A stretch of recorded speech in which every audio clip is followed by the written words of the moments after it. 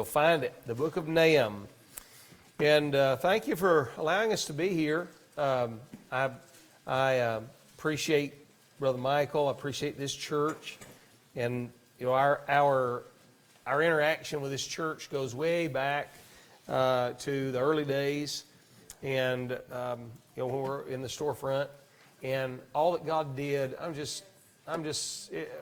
It's fantastic. It's phenomenal what God's done down through the years, and I am so grateful to have been able to step back and watch it happen, and to participate with you as a spectator and as an occasional somebody that comes by and just kind of cheers you on. And I thank God for your pastor. I was thinking about it early this morning. You know, years ago when we first met, I used to call Brother Michael a lot. He would call me a lot. We still do about every day or so, and I'd counsel him a lot on some issues. And now there's oftentimes I call him and receive counsel from him on issues that I'm facing, and I'm very grateful for that relationship. And he's been very, very kind to me down through the years, and I thank him. Thank him for working with us on the podcast, and that's been a joy. And we've enjoyed doing that together, and look for many more years of that. Now, to just get on to the message for the evening, the book of Nahum, I want you to look at chapter number 3 with me, if you would. Nahum chapter 3. And for sake of time, I want to read a couple of verses that are weird, and then start talking to you about the entirety of the book and give you an outline as to what this book's about. Some of you may not even know what this book is about, and I understand that. And so we want to give you an overview of it and why it's here and what we can draw out from it practically for our lives. So let's begin in verse number 8 and verse number 9. The Bible said, "Art thou better than Populous? No." Now you're going to notice that it didn't say, "Art thou better than Populous?" The answer to that is no. That's not what it's talking about. He said, "Art thou better than Populous?" And then you have a capital N, N-O. No was an actual city. We'll delineate that for you momentarily. The Bible said this city was situate among the rivers that had the waters round about it, whose rampart was the sea, and her wall was from the sea. Ethiopia and Egypt were her strength. It was infinite.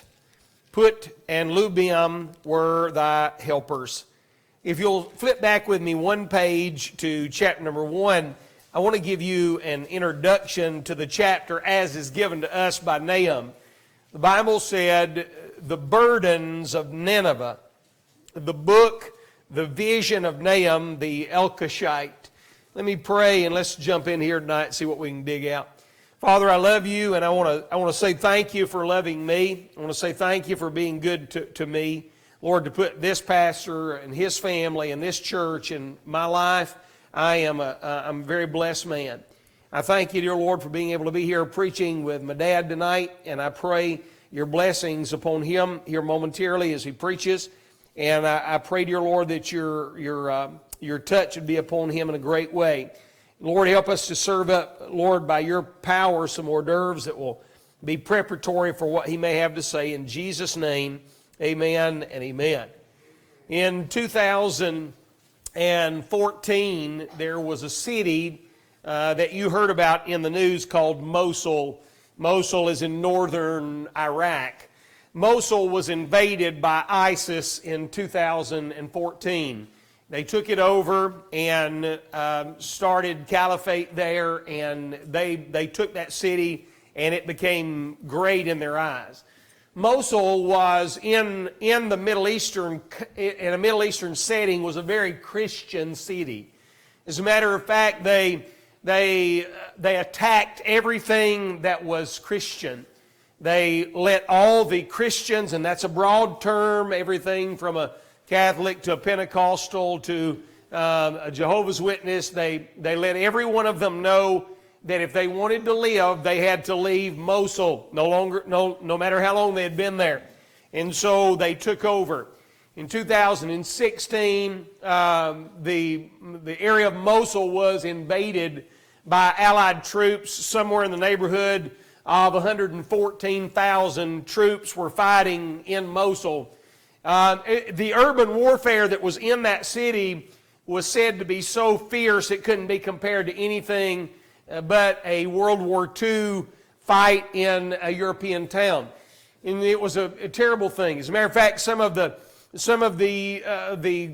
statistics that came in about death, up to 25,000 people were slaughtered in the streets of Mosul during that time between ISIS fighters and Allied fighters. And there were fighters from all over the world that were there. Eventually, ISIS was eradicated and removed from the city of Mosul. And Mosul then began to rebuild. In the middle of that, there was a pushing down of a shrine. It was called the Shrine of Jonah.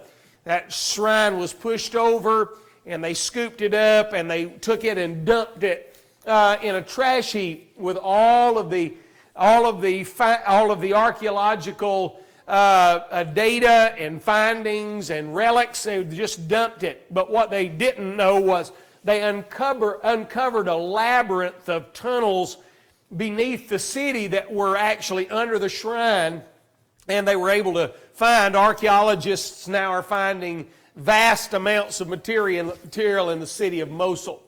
Now, the city of Mosul in northern Iraq is the city that Nahum is writing to. It is the city of Nineveh. Nineveh is a very interesting city.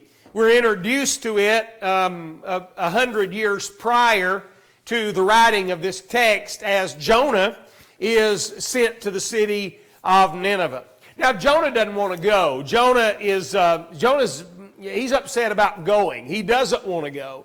And to be honest with you, to be frank with you, I feel Jonah. I understand how he feels. I believe I would feel the same way. Jonah wanted every person in that city to go to hell. He did not want one of them to be spared. He did not want one of them to be saved.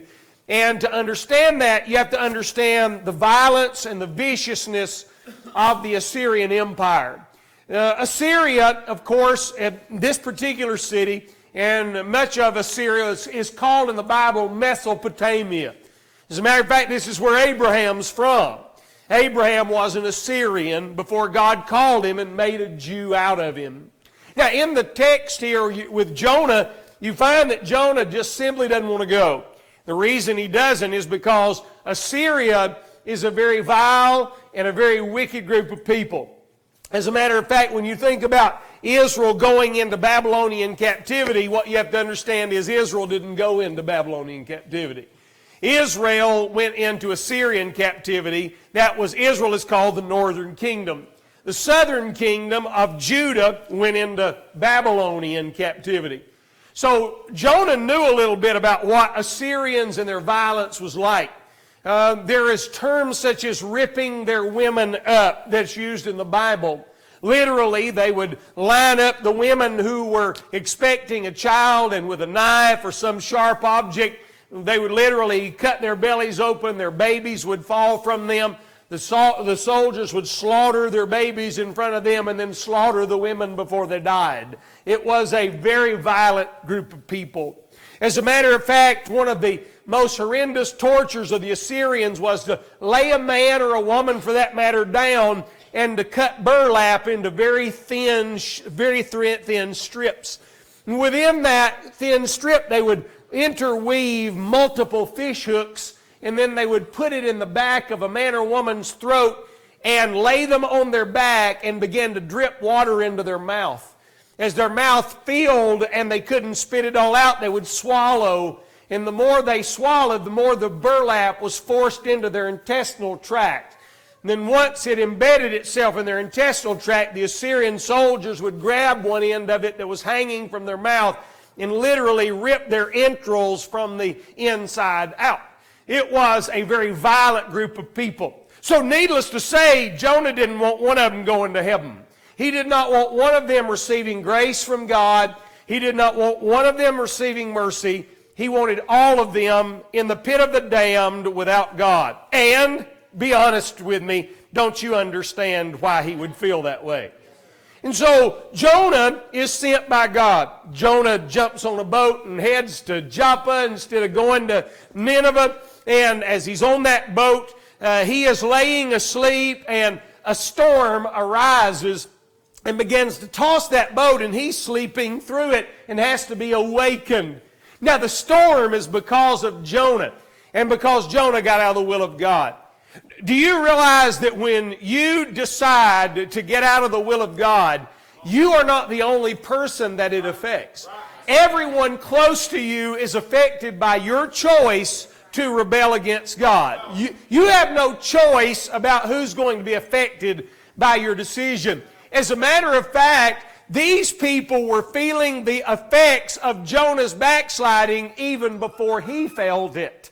And oftentimes we're going to find in our own lives that the people closest to us, nearest to us, are going to feel the repercussion of the decisions we made to step back from God before we even feel them. Now that being said, tonight, Jonah's asleep. They awake him.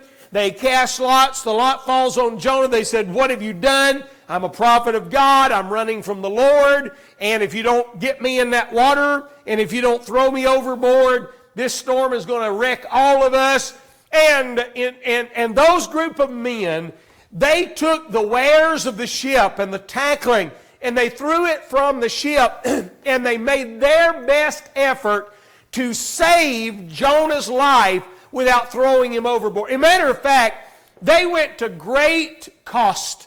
I mean, it was expensive to try to save Jonah, and they still didn't get the job done. The point is this: oftentimes when you are trying to help someone help someone who's under the judgment of God, if you do not allow the judgment of God to work in that individual's life, it's going to cost you more than you have to pay.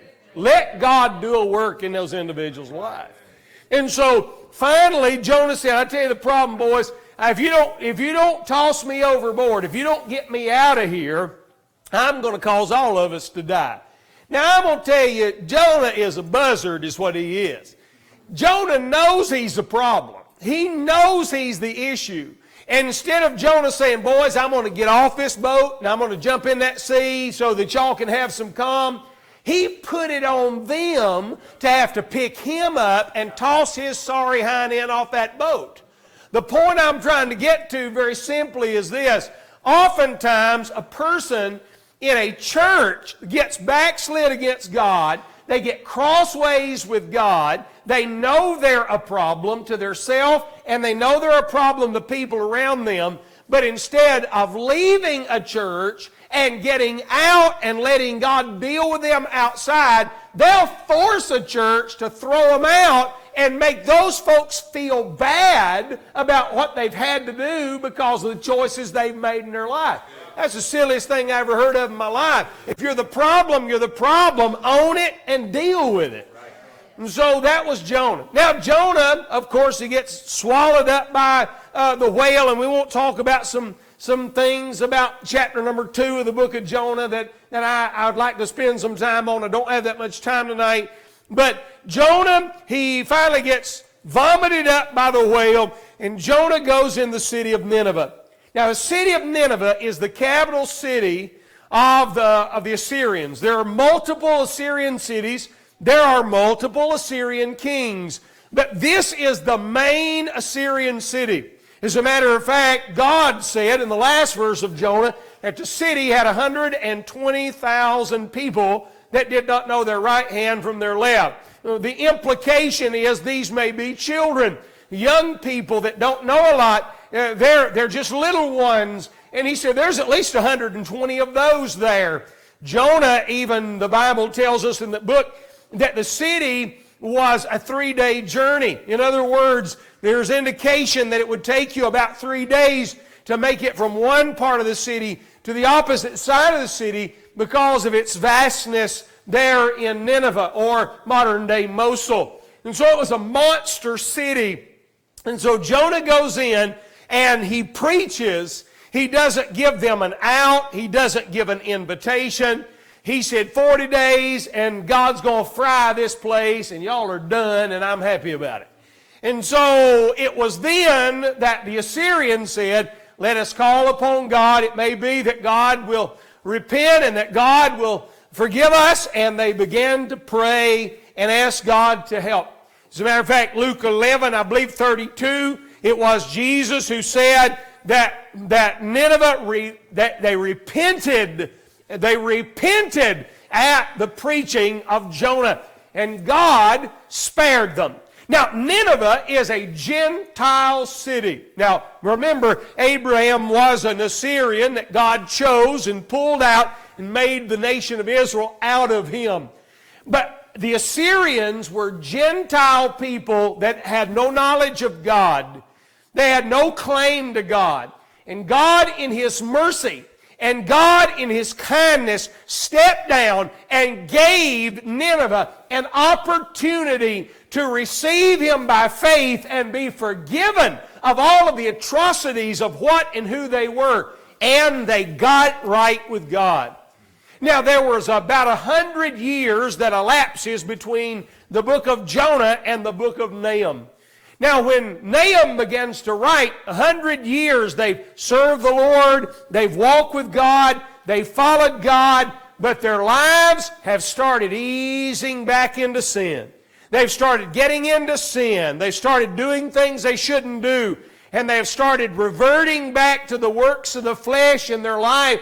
And they're forgetting about God. You remember what it's like when you got saved and the Lord had changed you and put a fire in your soul to serve God and to walk with God. And now here it is 15 or 20 or 30 years later, and you look at your life and there's no fire for God. There's no heart for God, no desire for God. You've let some things back in your life that you would never have thought about when you first got saved and discipled in the faith. And now your heart is cold and indifferent. You see, you are showing us the signs of Nineveh in your heart and in your life.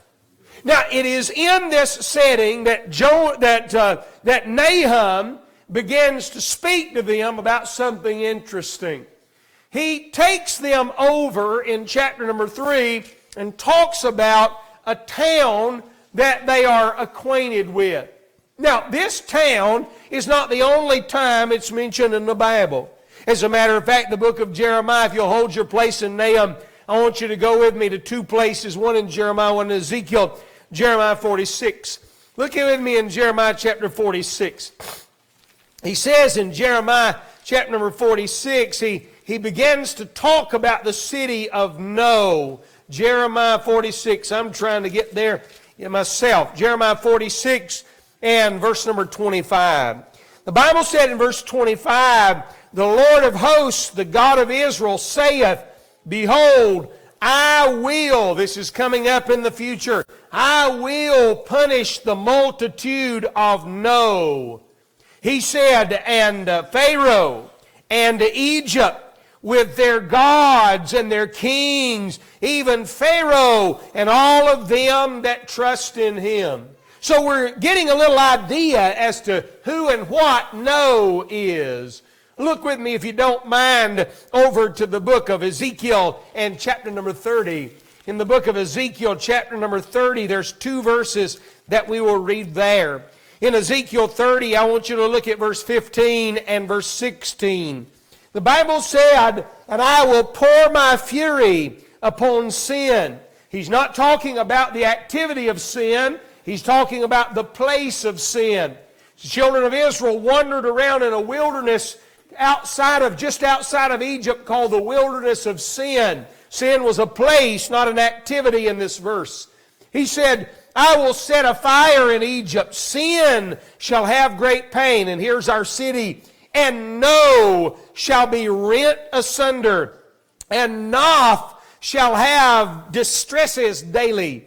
In verse number 17, young men of Avon and Fishbeth, Beseth shall fall by the sword, and these cities shall go into captivity. He's pouring out that fury upon No in verse 15. I'll pour out my fury upon sin and No and Egypt. And they're going to sense the power of the judgment of God, verse 15 and verse 16.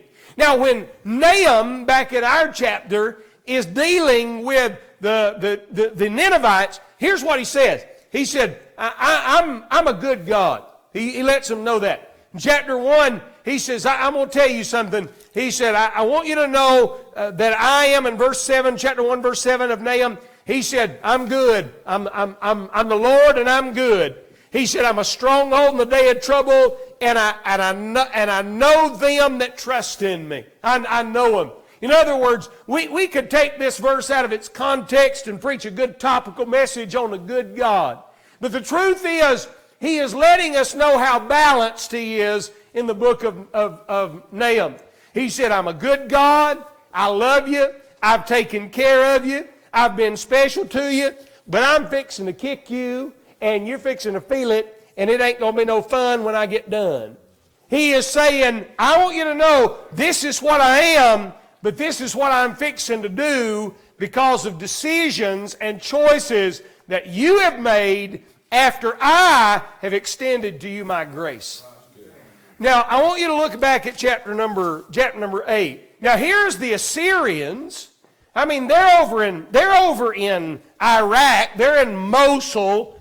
Way over here is No. I mean, they're a pretty far piece apart. And so he's going to talk to them about No in a very unique way. He said, I want to ask you folks a question, and I will explain to you momentarily that this is a rhetorical question. He said, they already know the answer to it. He said, are you better than No? Which means they knew who No was. They knew what No was. They were fully acquainted with No. He said, are you better than No? And then he starts talking about some things about No. Now, let us understand something about No. He said, are you better than populous No? Not populated No. The word, if you'll study it out, the word populous deals with their god. It was the god Ammon. In other words, the Ammon, A-M-M-O-N of No. If you'll study out the Ammon of No, Ammon was the major god of the Egyptians. He was a man with a ram's head, with a sheep head. In other words, he looked like a sheep, but he acted like a man. Sometimes he is depicted with a cobra's head and a man's body. In other words, he looks like something that is tame and kind and soft, but he acts like a depraved man. And then when you look deeper, you see the serpent's head on him as he acts as a man. Now, when you begin to look at this Ammon of No, he said, are y'all better than the idol worshipers of Ammon up in the land of Egypt? This place is in the upper portion of Egypt. And it's on the water. It's in a town called Thebes, Thebes. Now, in this town of Thebes, this city begins to build, and it becomes the greatest city in all of Egypt, the city of No. As a matter of fact, there are 5 things that are told us here. The 5 things are this. First of all, he talks about the situate nature of the city. He says in verse number 8, he said, it's a situate city among the rivers. In other words, its location is good. It's got a great location. You couldn't ask for a better location. Location is everything. They got it right. I mean, they have been so blessed to have a nice place, a really good place.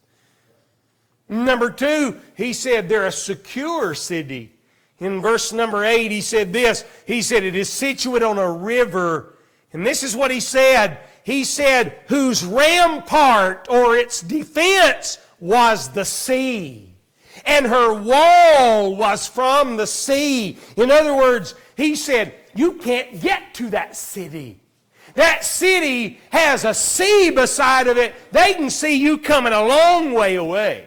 On top of that, the city was surrounded by water, and you had to sail in. I mean, they're going to see you. They're going to get you before you ever get to the city.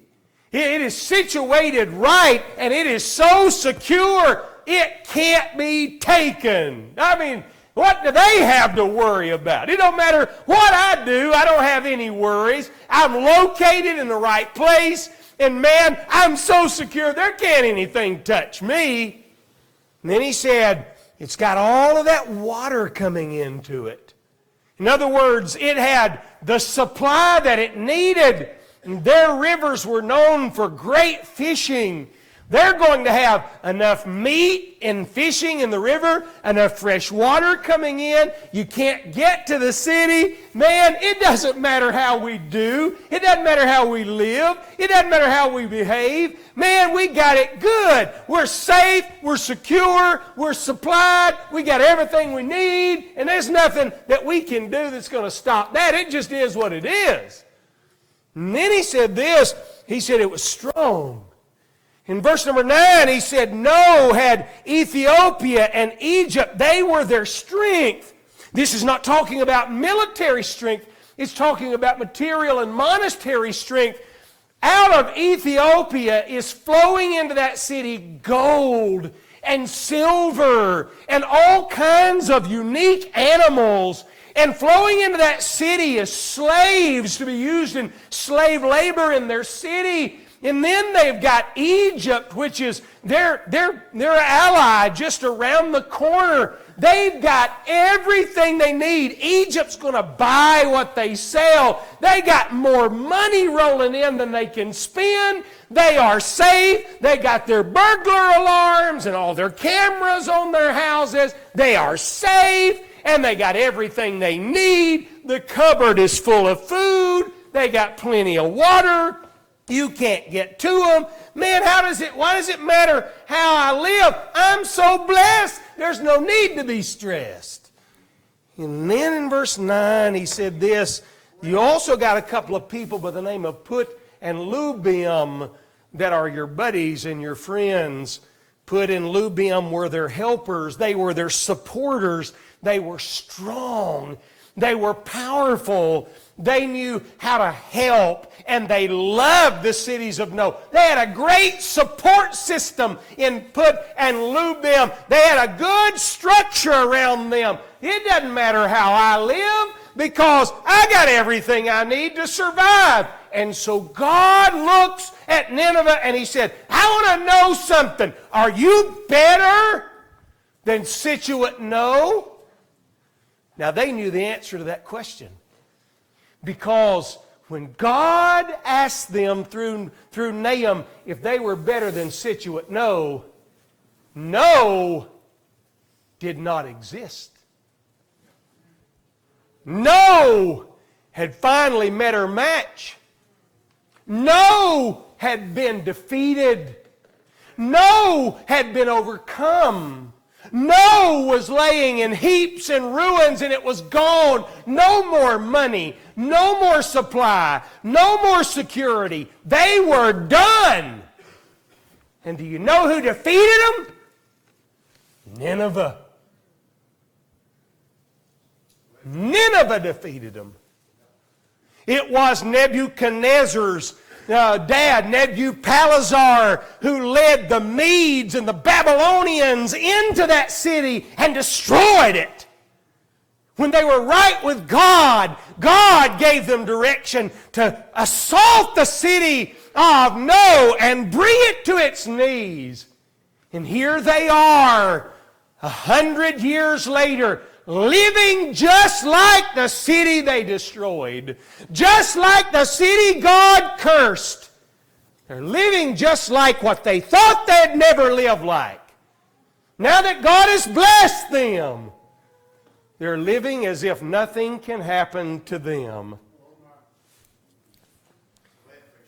God in His infinite grace, Brother Zach gave them another 100 years to try to get right with God. and they spat in the face of God. And God destroyed the city of Nineveh. If you were to walk into Mosul today, there is nothing about that place that would make you desirous of wanting to stay. It stinks.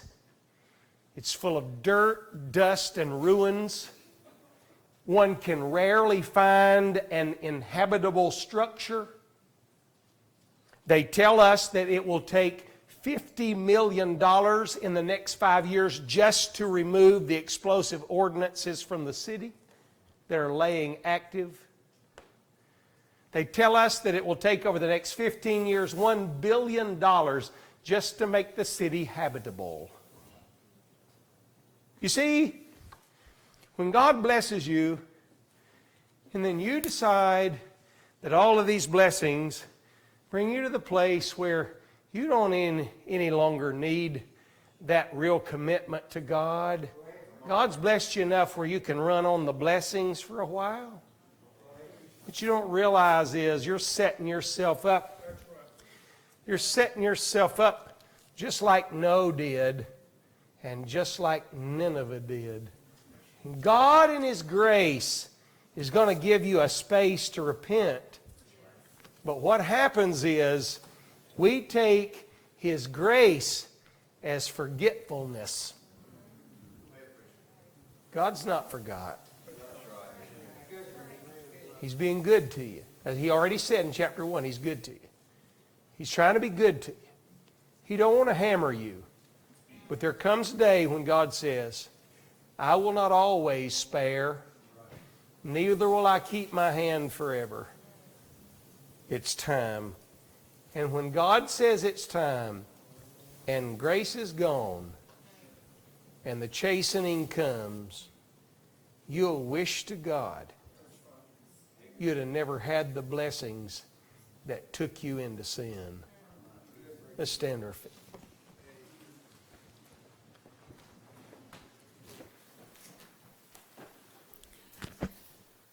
Pianist is coming this evening, and after a message like that, we're just going to spend some time with the Lord. She's going to play softly. Altar's open. Feel free to move if you were not going to move.